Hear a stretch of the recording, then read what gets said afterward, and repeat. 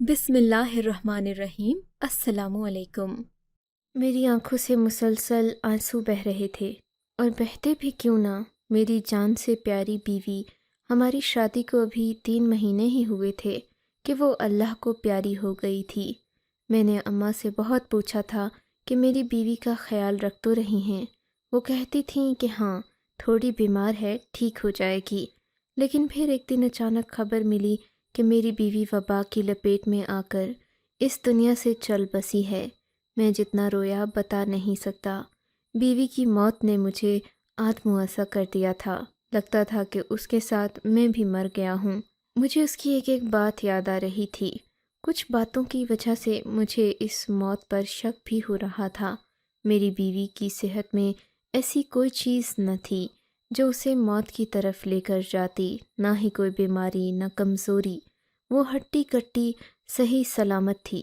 جب بھی مجھ سے بات کرتی، ہنس رہی ہوتی ہوں۔ میں شکر گزار تھا کہ میری بیوی ایک امیر گھرانے سے تعلق رکھنے کے باوجود مجھ جیسے غریب آدمی کے ساتھ خوش ہے۔ اس نے کبھی یہ نہیں کہا کہ تم سے شادی کر کے میں پھنس گئی ہوں یا پھر میں عذاب میں ہوں۔ وہ ہمیشہ میری دلجوئی کرتی اور کہتی کہ ایک دن آپ بھی میرے بابا کی طرح امیر و کبیر ہو جائیں گے۔ آپ خود کو کسی سے کمتر نہ سمجھا کریں۔ میری بیوی کی باتوں سے مجھے ہمیشہ حوصلہ ملتا۔ میں یہی سوچتا کہ میری بیوی مجھ سے محبت کرتی ہے تو میں دنیا کا امیر ترین شخص ہوں۔ کچھ عرصہ کے لیے میں نوکری کرنے باہر گیا تو میرے گھر والوں کا رویہ بدلنے لگا۔ مجھ سے بات کرتے تو میری بیوی کی شکایتیں کرتے۔ پھر ایک دن پتہ چلا کہ میری بیوی کو وبا نے اپنی لپیٹ میں لے لیا ہے۔ میں نے اس سے بات کرنے کی کوشش بھی کی، مگر اماں نے کہا کہ ڈاکٹر نے اسے دوا دے کر آرام کرنے کا کہا ہے، اس لیے اس سے میری زیادہ بات نہیں ہو پاتی تھی۔ ایک دن وہ خبر ملی جس کا میں نے سوچا بھی نہیں تھا۔ میری بیوی اس دنیا سے جا چکی تھی۔ میرے لیے بدقسمتی یہ تھی کہ میرے آنے سے پہلے ہی میری بیوی کو میرے گھر والوں نے دفنا دیا تھا۔ اس کے مائکے والوں کو بھی پہنچنے نہیں دیا۔ بہانہ یہ بنایا کہ بیوی کی لاش کی وجہ سے وبا پھیل سکتی تھی، اس لیے اس کو جلد از جلد دفنا دیا۔ مجھے تو اندازہ نہیں تھا کہ اماں اتنی خود غرض نکلیں گی کہ خود بیماری سے بچنے کے لیے میری بیوی کو میرے دیدار سے پہلے ہی دفنا دیں گی۔ میں بہت رویا تھا۔ میں نے اپنی ماں سے پوچھا کہ مجھے میری بیوی کی قبر ہی بتا دیں، وہاں جا کر اپنے دل کا غم ہلکا کر لوں، 4 آنسو بہا لوں تاکہ مجھے سکون آ جائے۔ اماں نے مجھے وہاں جانے سے بھی منع کر دیا۔ میں اپنے رشتہ داروں سے پوچھتا پاچھتا قریبی قبرستان میں اس کی قبر پر پہنچا۔ میں دھاڑے مار مار کر رونے لگا۔ مجھے وہاں روتا دیکھ کر میرا ایک قریبی دوست بھی وہیں پر آ گیا۔ وہ بھی شاید ابھی آس پاس ہی موجود تھا اور جنازے کے بعد سے یہاں سے گیا نہیں تھا۔ میں نے دیکھا تھا اس کے چہرے پر عجیب سی الجھن تھی۔ مجھے دیکھ کر کہنے لگا، دوست، غم اس بات کا نہ کرو کہ تمہاری بیوی مر گئی، غم اس بات کا کرو کہ تمہارے آنے سے پہلے اسے دفنا دیا گیا۔ لیکن اب میں جو بات تمہیں بتانے جا رہا ہوں وہ تمہاری الجھن کو بڑھا بھی سکتی ہے اور اسے گھٹا بھی سکتی ہے۔ ایسی کیا بات ہے تمہارے پاس؟ میں نے اس سے پوچھا تو اس نے جو بات کہی وہ ناقابل یقین تھی۔ کہنے لگا کہ تمہاری بیوی کردار کی اچھی نہیں تھی۔ اس کی بات سنتے ہی میں نے اس کے منہ پر زوردار تمانچہ دے مارا۔ شرم نہیں آتی تمہیں میری مرحومہ بیوی کے بارے میں ایسی بکواس کرتے ہوئے؟ مجھ سے اس نے پسند کی شادی کی تھی، میں ہی اس کی پہلی اور آخری محبت تھا۔ تم اس کے بارے میں ایسی بات کیسے کر سکتے ہو؟ دیکھو دوست، میں صرف بات ہی نہیں کر رہا، تمہیں 50,000 روپے بھی دوں گا۔ تم اس کی قبر میں کیمرہ لگا دو اور اس کے بعد دیکھو کہ کتنا عذاب ہو رہا ہے اس پر۔ اگر وہ اتنی ہی نیک اور پرہیزگار خاتون ہوگی تو اس کی قبر میں عذاب کیوں ہوگا؟ میں تو شرط لگا کر کہتا ہوں کہ اس پر قبر کا عذاب ٹوٹ پڑا ہوگا۔ وہ ایک خبیث روح تھی، تمہیں اس کی حقیقت کا اندازہ نہیں ہوا۔ تم ابھی میرے کہنے پر، میں شرط لگا کر کہتا ہوں کہ تم کیمرہ لگاؤ، تمہیں ساری حقیقت خود ہی پتہ چل جائے گی۔ میرے دوست کی بات سن کر میرا تو دماغ گھوم گیا تھا، لیکن یقین اس لیے کرنا پڑا کیونکہ وہ 50,000 روپے دینے کو تیار تھا۔ بھلا 50,000 روپے دے کر کیمرہ لگوانے میں اس کا کیا فائدہ؟ پھر جب کہ میری بیوی بھی فوت ہو گئی تھی تو اسے اس کی کردار کشی کر کے کیا مل جانا تھا؟ مجھے اپنے دوست کی بات دل کو لگی تھی۔ میں اب اس کی قبر میں کیمرہ لگانا تو نہیں چاہتا تھا، لیکن میں نے یہ بھی سوچ لیا کہ اگر میری بیوی واقعی میں کردار کی اچھی نہیں تھی تو پھر میں کیوں اس کے لیے رو رہا ہوں؟ اگر اس نے مجھے میری پیٹھ پیچھے دھوکہ دیا، میرے ہی گھر میں رہتے ہوئے کسی اور کے ساتھ اپنی راتیں گزاریں، تو میں کیوں اس کی قبر پر جا کر آنسو بہا رہا ہوں؟ بھلا مجھے کیا ضرورت ہے ایسی بے وفا عورت کے بارے میں اتنا پریشان ہونے کی؟ میں نے اب جو قبر میں کیمرہ لگانے کا ارادہ کیا وہ اس وجہ سے نہیں کیا کہ میں کوئی ثبوت اکٹھا کر سکوں یا اپنی بیوی کے کردار کی جانچ کروں، بلکہ اس لیے کیا کہ مجھے میرے دوست سے 50,000 روپے مل رہے تھے۔ میں بھی لالچ میں آ گیا۔ اگر بیوی وفادار ہوتی یا مجھے بھروسہ ہوتا تو شاید میں یہ حرکت نہ کرتا۔ میں کیا جانتا تھا کہ جو کرنے جا رہا ہوں وہ میرے سامنے کتنا بھیانک سچ لے کر آ جائے گا۔ میرے دوست نے مجھ سے کہا کہ آج رات کو میں تمہارے ساتھ چلوں گا، تم قبر میں کیمرہ لگا دینا اور پھر اس قبر کو کمپیوٹر کے ساتھ اس طرح سے کنیکٹ کر دینا کہ تم اس میں ہونے والے ہر منظر کو دیکھ سکو۔ مجھے ڈر بھی بہت لگ رہا تھا، لیکن 50,000 روپے ایک بڑی رقم تھی۔ میرے دوست نے کہا جیسے ہی تم یہ کام کرو گے 2 دن کے اندر اندر میں تمہیں روپیہ دے دوں گا، کیونکہ میری بات سچ ثابت ہو جائے گی۔ چنانچہ میں نے ایسا ہی کیا۔ رات کے تقریباً 2 بجے تھے جب میں اپنے گھر سے نکلا۔ قبرستان تک لے جانے کے لیے میرا دوست موٹر سائیکل پر میرے گھر کے عقب میں ہی کھڑا تھا۔ اس نے مجھے اپنی موٹر سائیکل پر بٹھایا۔ ہم لوگ 5 منٹ میں قبرستان پہنچ گئے۔ قبرستان پہنچ کر میں نے قبر کو کھودنا شروع کیا۔ میرے دوست نے مجھے منع کیا کہ تم ایسا مت کرو۔ میں نے قبر کھودتے وقت ایک پائپ قبر کے اندر رکھ دیا تھا۔ تم اس پائپ کے ذریعے کیمرہ نیچے گرا دو تو بآسانی چلا جائے گا۔ ایک چھوٹا سا کیمرہ ہم نے پائپ کے ذریعے قبر کے اندر گزار دیا تھا۔ کیمرہ بھی آن ہو چکا تھا۔ کیمرے کے ساتھ ایک ٹارچ بھی تھی جو اندر کے منظر کو مزید واضح کر رہی تھی۔ میں اس سارے منظر کی وجہ سے بہت زیادہ گھبراہٹ کا شکار تھا۔ میرے ماتھے پر بار بار ٹھنڈے پسینے آ رہے تھے۔ قبرستان میں جا کر کوئی بھی کام مردوں کے بیچ کرنا آسان بات نہیں ہوتی، پھر وہ بھی رات کے اس پہر جب دوسری مخلوق کے سامنے آنے کا بڑا اندیشہ رہتا ہے۔ یہ قبرستان بڑا ہی خوفناک تھا۔ میں نے کسی چیز کی پرواہ نہیں کی، بس میرے ذہن میں ایک جنون سوار تھا۔ اب تو میرے اندر ایک تجسس بھی بیدار ہو رہا تھا کہ پتہ نہیں قبر کے اندر مجھے کیا منظر دیکھنے کو ملے گا۔ میرے دوست نے کہا کہ کیمرہ سیٹ کر لیا ہے، اب جلدی جلدی گھر چلو تاکہ ہمیں کمپیوٹر میں وہ سارے مناظر دیکھنے کو ملیں جو قبر کے اندر ہو رہے ہیں۔ مجھے طرح طرح کے قصے کہانیاں یاد آ رہے تھے۔ میرے دل میں عجیب سی گھبراہٹ اور بے چینی تھی کہ پتہ نہیں کمپیوٹر میں مجھے کیا دیکھنے کو ملے گا۔ جیسے ہی ہم نے کیمرے والا منظر کمپیوٹر میں آن کیا تو دونوں کی حیرت کے مارے چیخ ہی نکل گئی۔ میں نے دیکھا کہ قبر اندر سے بالکل خالی تھی۔ قبر میں کالا اندھیرا چھایا ہوا تھا۔ ہلکی ہلکی مٹی گرنے کی آواز اور منظر واضح ہو رہا تھا۔ جہاں پر مردے کو لٹایا جاتا ہے وہ جگہ تو خالی تھی۔ یہ دیکھ کر میری آنکھیں پھٹی کی پھٹی رہ گئی۔ یہ کیسے ممکن ہے؟ میں نے تمہیں کہا تھا نا۔ ہاں مگر تم تو کہہ رہے تھے کہ میری بیوی کردار کی اچھی نہیں تھی۔ یہاں تو میری بیوی ہے ہی نہیں سرے سے۔ تم نے تو کچھ اور کہا تھا۔ ہاں میں نے کہا تھا اگر میں کچھ اور کہتا تو تم یقین نہ کرتے۔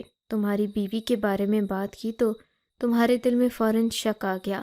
دراصل اصل بات کچھ اور ہے، لیکن میں ابھی کہوں گا تو تمہیں برا لگ جائے گا۔ چلو تمہیں یہ تو پتہ چل گیا نا کہ تمہاری بیوی کی قبر خالی ہے، اور یہ بھی کہ تمہاری بیوی اس قبر میں موجود نہیں ہے۔ میں ہکا بکا ہو کر اپنے دوست کی طرف دیکھنے لگا۔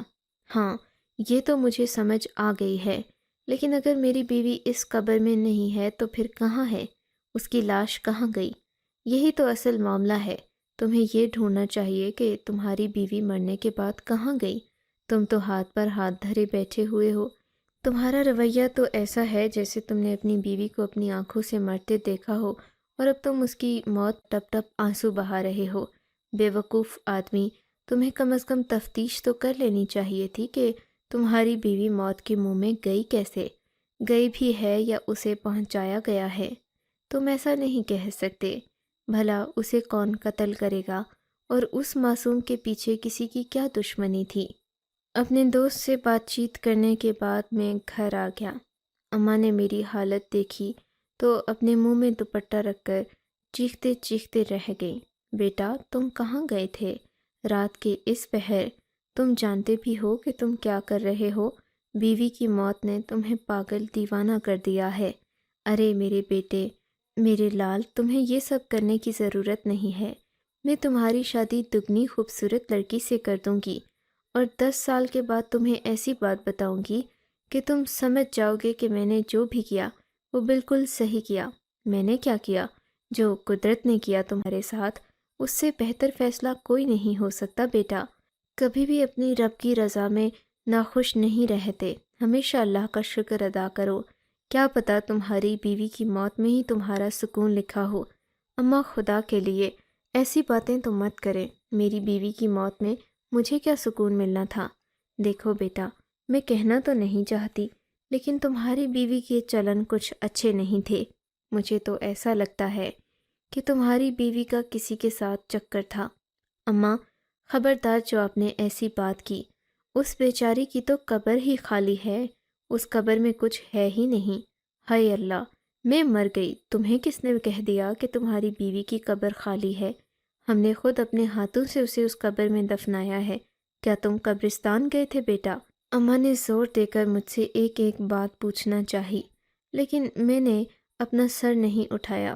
کہا کہ اماں میں کچھ نہیں بتا سکتا گئی ہوں۔ اماں یہ کہتے کہتے سامنے پڑے تخت پر بیٹھ گئیں۔ اس کی قبر خالی ہے نا؟ یعنی کہ اس کا کوئی عاشق اسے قبر سے نکال کر لے گیا ہے۔ ضرور ایسا ہی ہوا ہوگا بیٹا۔ اس نے آس پڑوس کا کوئی آدمی چھوڑا نہ تھا جس کے ساتھ اس نے بات چیت نہ کی ہو۔ میں پردیس میں تمہیں اس لیے تنگ نہیں کرتی تھی کہ کہیں تم پریشان نہ ہو جاؤ، تمہارا کام سے دھیان نہ ہٹے۔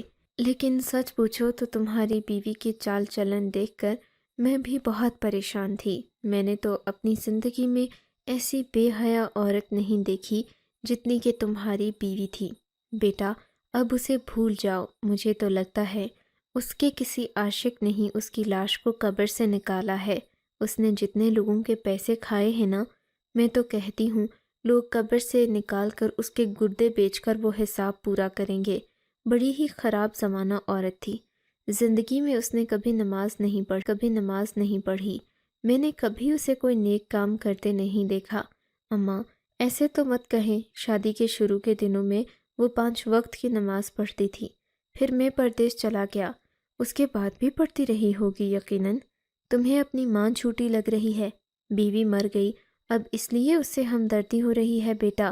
میں تمہیں بتا رہی ہوں، بیوی تو تمہیں دوسری بھی مل جائے گی، پر ماں ایک بار کھو جائے، ناراض ہو جائے نا، تو پھر دوبارہ نہیں ملتی۔ اماں کی باتیں بڑی ہی دل پر اثر کرنے والی تھیں، لیکن میں یہ سوچ رہا تھا کہ میری بیوی کی بدچلنی کے بارے میں میرے دوست کو کیسے پتہ؟ اماں تو کہتی ہیں کہ اس نے بہت سارے لوگوں سے دوستی لگا رکھی تھی، کہیں میرا دوست بھی انہی لوگوں میں سے تو نہیں جو میری بیوی کے ساتھ چکر چلا رہے تھے۔ یہ سوچ کر ہی مجھے اپنے دوست سے نفرت ہونے لگی۔ میرا دل بڑا سخت اداس ہو گیا تھا۔ میں چاہتا تھا کہ بس اپنے کمرے میں ہی رہوں، کسی سے کوئی بات نہ کروں، نہ کوئی میرے قریب آئے، نہ میں کھانا کھا رہا تھا۔ اپنے کمرے میں بند ہو کر سوچ رہا تھا کہ جو کچھ بھی ہوا اس میں میری بیوی کا کیا قصور تھا، یا میرا کیا قصور تھا؟ کیا وہ واقعی میں بے وفا تھی؟ آخر کس کے ساتھ اس نے بات کی ہوگی؟ میرے سامنے تو وہ ہمیشہ محبت جتایا کرتی تھی، کہتی تھی کہ تم دنیا کے سب سے بہترین شوہر ہو، لیکن اب میری پیٹھ پیچھے اس نے یہ سب کیا۔ یہ تو مجھے اب پتہ چل رہا تھا۔ یا اللہ، میں کہاں پھنس گیا ہوں؟ کتنی بڑی بے چینی دیتی ہے مجھے اس عورت نے مرنے کے بعد بھی۔ میرا دل خون کے آنسو رونے لگا۔ میں اپنے کمرے میں خاموش بیٹھا تھا۔ گرمی کے دن تھے، پھر بھی میں نے پنکھا نہیں لگایا ہوا تھا، کیونکہ مجھے کسی چیز کا ہوش نہیں تھا۔ تبھی کانوں میں اچانک آہستہ آہستہ سرگوشی کی آوازیں آنے لگیں۔ میں نے غور کیا تو مجھے معلوم ہوا کہ کوئی عورت گھٹی گھٹی آواز میں رو رہی تھی۔ میرے کان کھڑے ہو گئے۔ یہ آواز بالکل جیسے میری بیوی کی آواز تھی۔ مجھے لگا کہ میں وہم کر رہا ہوں۔ میں اٹھ کر باہر آیا تو وہ آواز مزید واضح طور پر میرے کانوں میں پڑنے لگی۔ مجھے سمجھ میں نہیں آ رہا تھا کہ یہ آواز کہاں سے آ رہی ہے۔ میں نے بہت کوشش کی سننے کی، مگر کہیں سے بھی کوئی اندازہ نہیں ہو سکا۔ تنگ آ کر میں نے اماں کے دروازے کو بجایا۔ مجھے اندازہ ہوا کہ یہ آواز اسی کمرے میں سے آ رہی تھی۔ میں نے دروازہ بجایا لیکن اماں نے دروازہ نہیں کھولا۔ تھوڑی ہی دیر کے بعد اماں نے دروازہ کھولا۔ ان کے چہرے پر گھبراہٹ واضح ہو رہی تھی۔ کیا بات ہے بیٹا؟ رات کے اس پہر کیوں دروازہ بجا رہے ہو؟ اماں، مجھے لگتا ہے کہ شمائلہ کے چیخنے کی آوازیں آ رہی تھیں۔ یہ بات سننا تھی کہ اماں نے اپنا سر پکڑ لیا۔ بیٹا، اب کیا اس کے غم میں ہم سب کو مارنے کا ارادہ ہے؟ میں تمہیں کتنی بار کہہ چکی ہوں کہ تمہاری بیوی مر گئی ہے۔ بیٹا، ایسے تو تم نفسیاتی مریض ہو جاؤ گے۔ کیوں اتنا سوچ رہے ہو اسے، جس کو تمہاری پرواہ ہی نہیں تھی؟ اماں، وہ تو ٹھیک ہے، لیکن میں نے واضح طور پر اس کی سسکیوں کی آواز سنی ہے۔ ایسا کچھ نہیں ہے بیٹا، یہ تمہارا وہم ہے۔ خدا کے لیے جاؤ، مجھے بھی سونے دو اور خود بھی سو جاؤ۔ یہ کہہ کر میں اپنے کمرے کی طرف آ ہی رہا تھا کہ مجھے اماں کے کمرے سے اپنے بھائی کی آواز آئی۔ اگر اماں سونے جا رہی ہیں تو بھائی کا کمرے میں کیا کام؟ یہ خیال آتے ہی میں پیچھے پلٹا۔ تب تک اماں نے کمرے کا دروازہ بند کر دیا تھا۔ میں ادھر ہی کھڑا ہو گیا۔ نہ جانے کیوں میں آج ان دونوں کی باتیں سننا چاہ رہا تھا۔ مجھے تو تب اندازہ ہوا کہ اماں اور چھوٹا بھائی مل کر سرگوشی کی آواز میں کوئی باتیں کر رہے تھے۔ میں کوشش کی لیکن مجھے ایک بھی بات سمجھ میں نہیں آئی۔ پھر میں نے سوچا کہ سننے کے بجائے میں دیکھوں کہ دونوں کر کیا رہے ہیں۔ میں نے پچھلی کھڑکی کے شیشے سے جا کر اندر جھانکنا شروع کیا۔ میں نے دیکھا کہ میرا چھوٹا بھائی اماں کو 2-4 کاغذات اور فائلز دکھا رہا تھا۔ ان فائلز پر کیا لکھا تھا میں نہیں جانتا، لیکن دونوں ہی انہیں بڑے دھیان سے دیکھ رہے تھے۔ یہ دیکھ کر مجھے شک ہوا۔ میں نے فوراً ہی ان دونوں کے کمرے کا دروازہ بجانا شروع کیا۔ اماں دروازہ کھولنا تو نہیں چاہتی تھیں۔ میں نے باہر سے آواز دی، اماں، میں جان گیا ہوں کہ چھوٹا آپ کے کمرے میں ہے، دروازہ کھولیں، مجھے آپ دونوں سے ضروری بات کرنی ہے۔ اتنا کہہ کر میں نے دروازے پر زور سے لات ماری۔ اماں نے دروازہ کھولا اور غصے میں بولی، کیا ہو گیا ہے؟ تم اس کے غم میں پاگل تو نہیں ہو گئے کہیں؟ ہمارے دروازے پر آ کر کیوں لاتے مار رہے ہو؟ اماں، یہ آپ کے کمرے میں کیا کر رہا ہے؟ آپ تو کہہ رہی تھیں کہ میں سونے جا رہی ہوں۔ ہاں تو کیا ہوا، میرا بیٹا ہے، میں جو چاہوں اس سے بات چیت کروں، اپنے کمرے میں سلا دوں، تمہیں کیا تکلیف ہے؟ آؤ تم بھی سو جاؤ۔ نہیں، میں یہاں نہیں سونا چاہتا۔ مسئلہ یہ ہے کہ آپ لوگ مجھ سے کوئی بات چھپا رہے ہیں۔ بہتر ہوگا کہ مجھے سچ سچ بتا دیں، ورنہ سچ اگلوانے کے طریقے مجھ میں بہت ہیں۔ ہاں ہاں، تم تو بڑے ایس پی لگے ہو نا تھانے میں، اگلوا لو اگر کوئی بات تمہیں شک ہے ہم پر تو۔ ارے تمہاری بیوی کیا مر گئی؟ تم تو اب ہمیں بھی مارنے پر تل گئے۔ اماں کی باتیں سن کر میں چپ تو ہو گیا تھا، لیکن میں نے سوچ لیا تھا کہ مجھے کیا کرنا ہے۔ میں نے فوراً ہی گھر میں کام کرنے والی نسرین کو صبح ہوتے ہی 3000 روپے ہاتھ میں رکھے اور کہا، اماں کے کمرے میں کچھ کاغذات ہیں، مجھے لا کر دے دو، میں تمہیں اور بھی پیسے دوں گا۔ نسرین نے دوسرا سوال ہی نہیں کیا۔ وہ تو گویا میری آفر کے انتظار میں بیٹھی تھی۔ اس نے وہ کاغذات لا کر دوپہر کے وقت میرے کمرے میں رکھ دیے۔ میں نے دیکھا، میرے تو جیسے پاؤں تلے سے زمین کھسک گئی۔ ان کاغذات کو دیکھ کر مجھے آدھے سے زیادہ کہانی کا اندازہ ہو چکا تھا، لیکن مجھے اس بات پر ابھی تک یقین نہیں آ رہا تھا کہ میری ماں اس قدر گر کیسے سکتی ہے، میری ماں کی سوچ اس قدر گھٹیا کیسے ہو سکتی ہے، جبکہ وہ تو مجھ سے محبت کرتی تھیں۔ پھر انہیں چاہیے تھا کہ مجھ سے منسوب ہر چیز کا خیال رکھتیں۔ میں نے دیکھا ان کاغذات پر لکھی ایک وصیت تھی، جس کے مطابق میری بیوی ساری جائیداد میرے نام کر رہی تھی۔ میری بیوی جو اپنے ماں باپ کی اکلوتی اولاد تھی، وہ کافی ساری جائیداد کی مالک تھی جو وہ اب مجھے دینا چاہتی تھی۔ یہ دیکھ کر مجھے بڑا عجیب سا محسوس ہوا۔ میں نے بات چھپانے کی بجائے سیدھا جا کر وہ کاغذات اپنے بھائی اور اماں کے منہ پر دے مارے۔ یہ کیا اپنے بھائی اور اماں کے منہ پر دے مارے؟ یہ کیا ہے؟ آپ لوگ ایسے منصوبے بنا رہے ہیں؟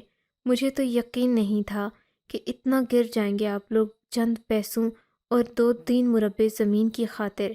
ہاں تو کیا ہی غلط ہے اس میں؟ تمہاری بیوی بد چلن ہے، تمہاری بیوی نے ہمارے گھر کا نام برباد کیا ہے۔ اب اگر ہمیں اس کے بدلے میں کچھ مل جاتا ہے تو اس میں تمہیں کیا مسئلہ ہے؟